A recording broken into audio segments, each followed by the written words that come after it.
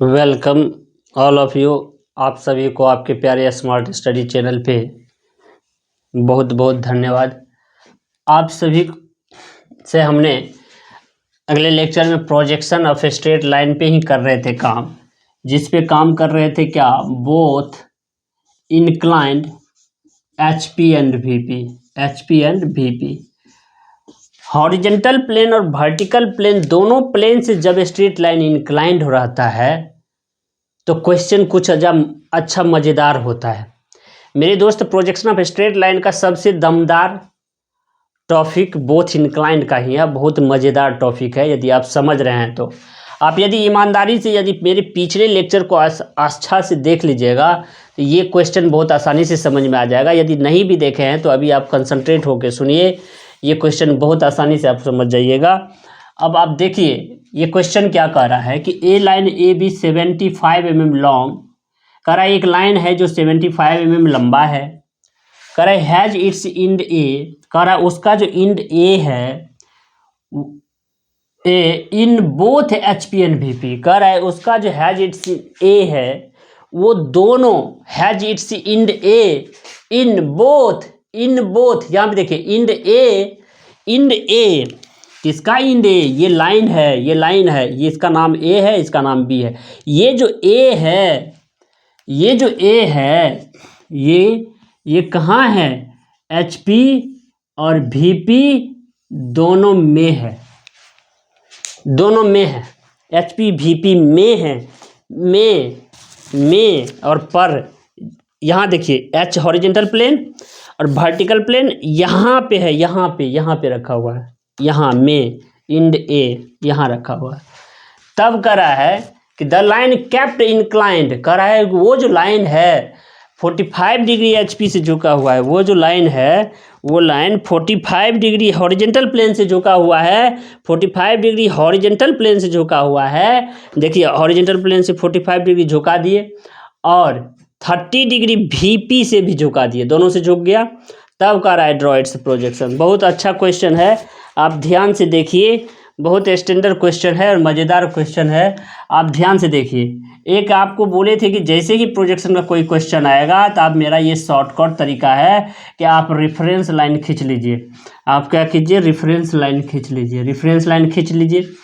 अब देखिए एबव, ये चीज़ हम लिखे हुए थे, एबव बिहाइंड का डायमेंशन रेफरेंस लाइन से ऊपर, बिलो और इन फ्रंट का डायमेंशन रेफरेंस लाइन से नीचे। एचपी से यदि कोई लाइन इंक्लाइन रहेगा तो रेफरेंस लाइन से ऊपर वीपी पे उसको शो करेंगे, यदि वीपी से कोई लाइन इंक्लाइन रहेगा तो रेफरेंस लाइन से नीचे एचपी पे शो करेंगे।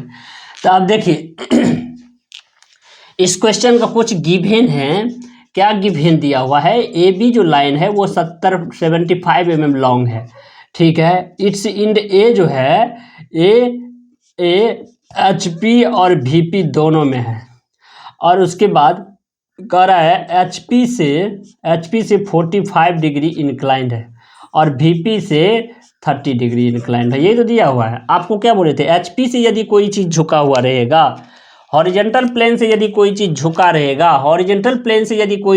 रहेगा, तो यहाँ देख लीजिए हॉरिजेंटल प्लेन से यदि कोई चीज़ इंक्लाइंड रहेगा, इंक्लाइंड मीन्स झुका हुआ, तो रेफरेंस लाइन से ऊपर वीपी पे शो करते हैं मेरे दोस्त।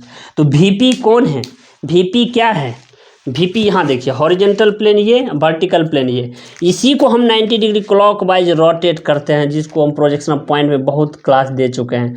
यहाँ नीचे रेफरेंस लाइन से नीचे एचपी, रेफरेंस लाइन से ऊपर वीपी है। तो इस बात को आप ध्यान से देखिए कि रेफरेंस लाइन से ऊपर वीपी, रेफरेंस लाइन से नीचे एचपी है। तो यहाँ एचपी से इंक्लाइन है तो वो इंक्लाइनेशन कहाँ शो करेंगे, रेफरेंस लाइन से ऊपर वीपी पे। तो देखिए कहीं पे इस रेफरेंस लाइन पे कहीं पे इन कर दीजिए, एचपी एंड वीपी दोनों में है। इंड ए जो है बोथ एचपी एंड वीपी, यहाँ पे लिख दीजिए ए डैश और ए, यानी दोनों है, टॉप व्यू फ्रंट व्यू दोनों यही व्यू बनेगा। अभी देखिए अब यहाँ से जैसे कितना इंक्लाइंड है, एचपी से 45 है, तो 45 आप एक अनुमान से खींच लीजिए, लेकिन आप प्रोट्रैक्टर से कीजिएगा। 45 कितना लाइन का लेंथ है, लाइन का जितना लेंथ है उतना लेंथ काट लेंगे। यहाँ मान लीजिए यहाँ आया, लाइन का लेंथ कितना 75, ये 75 का कंपास लेकर के काट लेंगे। इस इंड का नाम क्या हो जाएगा, बी हो जाएगा, B1 डैश लिखिए अभी, ठीक है, B1 डैश। उसके बाद देखिए, उसके बाद ये इंक्लाइन कितना था 45 डिग्री, बिल्कुल। अब देखिए VP से कितना इंक्लाइन है, VP से इंक्लाइन कितना 30 डिग्री। क्वेश्चन में VP से इंक्लाइंड कितना 30, VP से इंक्लाइंड है कितना 30 डिग्री टू VP, तो 30 डिग्री VP, तो VP से जब इंक्लाइंड है तो ये इंक्लाइंड रेफरेंस लाइन से नीचे HP पे हम शो करते हैं, तो HP पे शो करते हैं, तो देखिए 30 डिग्री कम होगा उससे, थोड़ा फ्री हैंड में कभी कभी इरर आ जाता है, जैसे 30 डिग्री, ठीक है।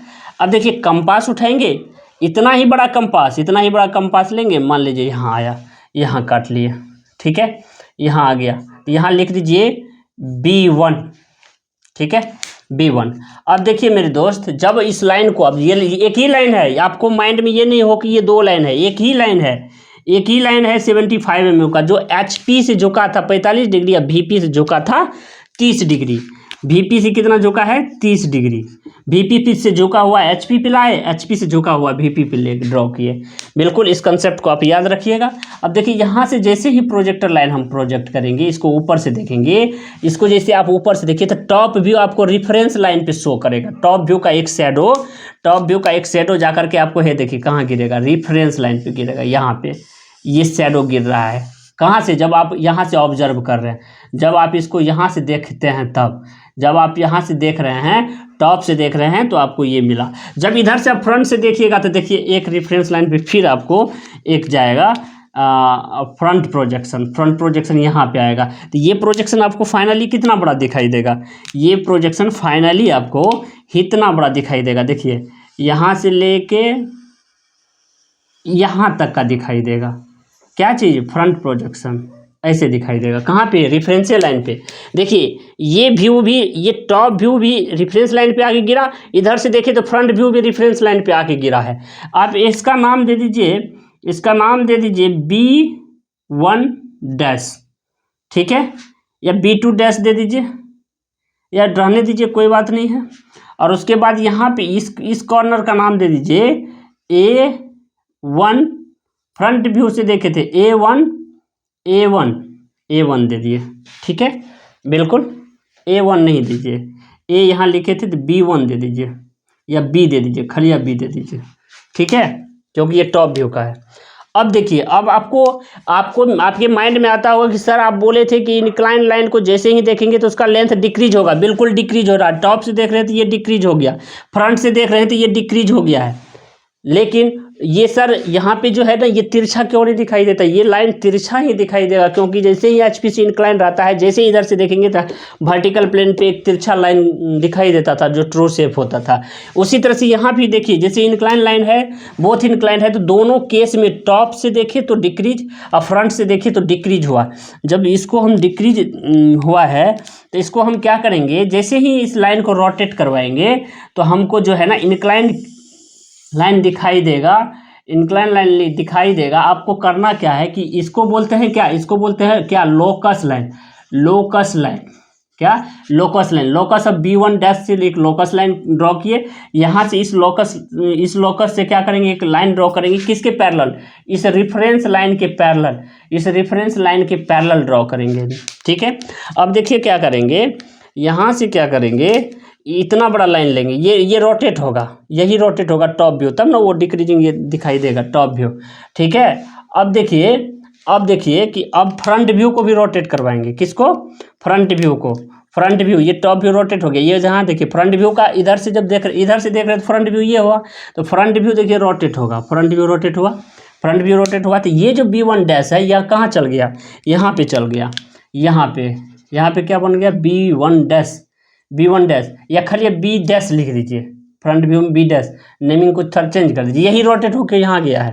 अब देखिए ये जो है इसको मिला दीजिए इससे, ये कहाँ से आया है, सबको पता चल रहा है ये कहाँ से आया है। अरे भाई ये जो ब्लैक कलर है ना, ये टॉप व्यू का इमेज है, यही रोटेट होके यहाँ आया है, और फ्रंट व्यू का ये इमेज है, ये रोटेट होके यहाँ गया है। क्यों, क्योंकि इंक्लाइंड है, इसलिए रोटेट करना पड़ेगा, इसको रोटेट करना पड़ेगा, ये रोटेट होके यहाँ आया। तो अब आपको कुछ इमेजिन कीजिए आप, जब वो तिरछा लाइन था, आप देखिएगा तो इस तरह से आपको टॉप से ऐसे तिरछा लाइन दिखाई देगा, फ्रंट से ऐसे तिरछा लाइन दिखाई देगा, क्योंकि लाइन तिरछा है। अब एक चीज़ देखिए, इसको चेक करने का बहुत अच्छा तरीका है कि जैसे ही यहाँ से प्रोजेक्टर लाइन गिराइएगा तो रिफरेंस लाइन की बिल्कुल परपेंडिकुलर गिराना है, और इस कॉर्नर से ये आके बिल्कुल सीधा जाके क्रॉस करेगा। तब आपको समझ में आ जाएगा कि ये जो मेरा क्वेश्चन है बिल्कुल सही है। इसको बोलते हैं लोकस लाइन। ठीक है, ये भी है लोकस लाइन। यहाँ भी 2 लोकस है, ए और ए डैश। ठीक है ना। थैंक यू मेरे दोस्त। इस क्वेश्चन को अच्छा से आप लोग 2 बार 3 बार स्किप करके देखिएगा, बहुत अच्छा समझ में आएगा। Thank you.